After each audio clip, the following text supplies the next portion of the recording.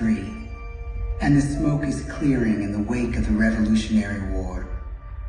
Over the course of 8 grinding years, General George Washington has led a force of shopkeepers, farmers, and Native American allies to victory over the greatest military power in the world.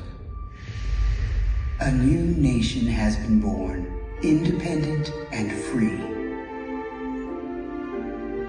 The founders must form a national government. In 1787, through months of passionate debate, they create a written constitution. For the country's highest office, they imagine something new in the history of the world. A leader not born to power like a king or queen. A leader who has not seized power through conquest. A leader not separate from the people, but elected by the people, from among the people. We, the people. This is a new idea, an American idea. The idea of a president.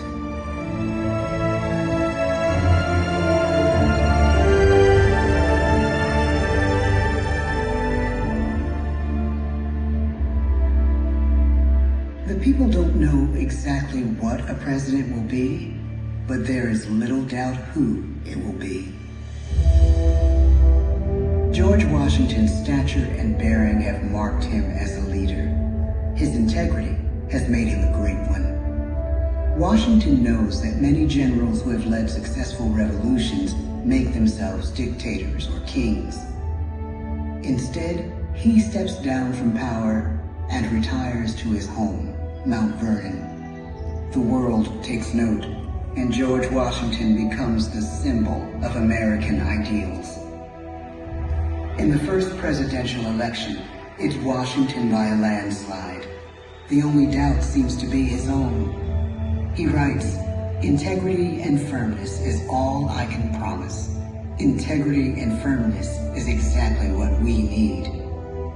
Everything he does as president will set a model for his successors. His final act may be the most important of all.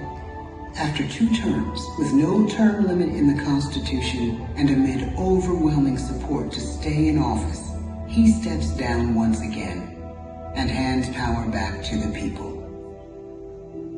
He wants us to speak, to elect a new president. During the early years of the Republic, we choose leaders as different as Thomas Jefferson, John Adams, and Andrew Jackson. Elections are often bitter. Each president stands at that fiery intersection where personal character meets the challenges of the times. Some call the presidency a glorious burden. Jefferson calls it a splendid misery. We, the people, must choose well. We elect 15 presidents before the course of history brings us to the edge of a crisis like no other. A nation born of freedom still permits slavery. As the country pushes west, will new states be slave or free? The question produces bitter conflict. The issue rocks the election of 1860 and brings Abraham Lincoln onto the national stage. The tall, lanky, some say uncouth candidate from Illinois is a master of words at a time when speeches are printed in full for people to read. A house divided against itself cannot stand, he has said. With Lincoln's election, the House does indeed divide. Civil War. 11 states secede from the Union. The war becomes a defining passage in the American story. The president's own inner strength and depth of character changed the course of history. Lincoln had come up the hard way, on the American frontier, desperately poor, with less than a year of formal schooling. His early years were scarred by tragedy, the death of his mother, his sister, his first love. He struggles with depression, but never loses his determination to rise above it. He once said he's driven by a desire to leave the world a little better place for having lived in it. The war rages. Lincoln fights to preserve the Union and end slavery.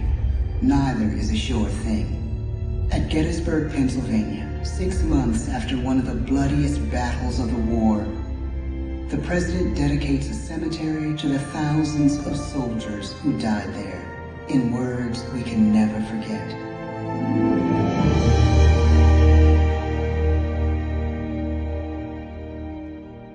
"47 years ago, our fathers brought forth on this continent a new nation, conceived in liberty and dedicated to the proposition that all men are created equal. Now we are engaged in a great civil war, testing whether that nation or any nation so conceived and so dedicated can long endure. We are met on a great battlefield of that war. We have come to dedicate a portion of that field as a final resting place for those who here gave their lives, that that nation might live. It is altogether fitting and proper that we should do this. But in a larger sense, we cannot dedicate, we cannot consecrate, we cannot hallow this ground. The brave men, living and dead, who struggled here, have consecrated it far above our poor power to add or detract. The world will little note, nor long remember what we say here, but it can never forget what they did here. It is for us the living, rather,